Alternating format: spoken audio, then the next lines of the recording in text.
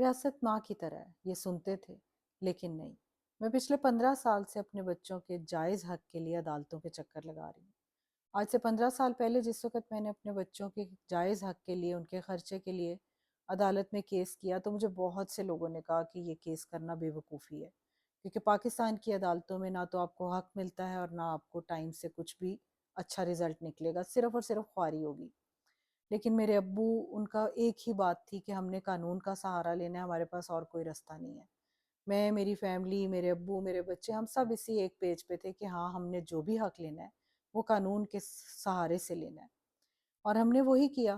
لیکن ہمارے پاس اس کے علاوہ کچھ رستہ بھی نہیں تھا اور ہمیں کچھ ملا بھی نہیں۔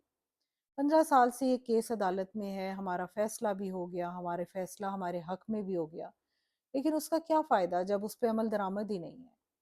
میرے بچے، جنہوں نے چھوٹے سے بچوں کا کیس سٹارٹ ہوا اور آج وہ جوان ہو گئے ہیں، بیٹا جس کا ٹرانسپلانٹ ہو گیا، ٹرانسپلانٹ کے بعد اس کی دوائیوں کا خرچہ ہے اور 100 خرچے ہیں، کرائے کے گھر میں رہنا ہے، سارے خرچے ایک ایسے آدمی سے لینے ہیں جو نہ صرف جائیدادوں کا مالک ہے بلکہ اتنے پیسے اور اتنی کوٹھی ہے، جائیداد ہے، دکانیں ہیں، مارکیٹیں ہیں، اور یہ اس کا نہ صرف اسلامی شرعی فرض ہے بلکہ اخلاقی قانونی طور پہ بھی وہ پابند ہے کہ اپنے بچوں کو خرچہ دے۔ یہ اس کا فرض بھی ہے، میرے بچوں کا حق بھی ہے، لیکن ہمیں وہ حق نہیں مل رہا۔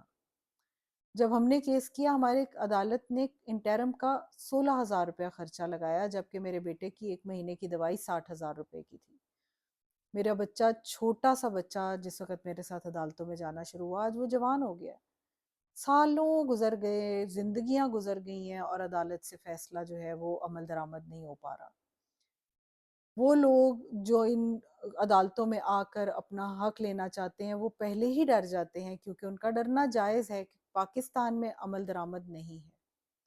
میری ریکویسٹ ہے سی ایم مریم نواز سے، وہ بہت کام کر رہی ہیں، عورتوں کا بہت ساتھ دے رہی ہیں۔ میری ریکویسٹ ہے، میری التجا ہے، مجھ جیسی بہت سی عورتیں جو ڈرتی ہیں کہ ان کو جا کے عدالتوں میں صرف اور صرف خواری ملے گی، اور ملتی بھی ہے، ان کا ساتھ دیں۔ قانون بنے ہوئے ہیں، فیصلے بھی ہو جاتے ہیں، عمل درآمد نہیں ہے۔ سو پلیز عمل درآمد کروائیں، اور وہاں تک ظالم کو لے کے جائیں کہ اس کو پتہ ہو کہ اس کی کوئی بچت نہیں ہے، اس کو اس کا فرض ادا کرنا ہی پڑے گا۔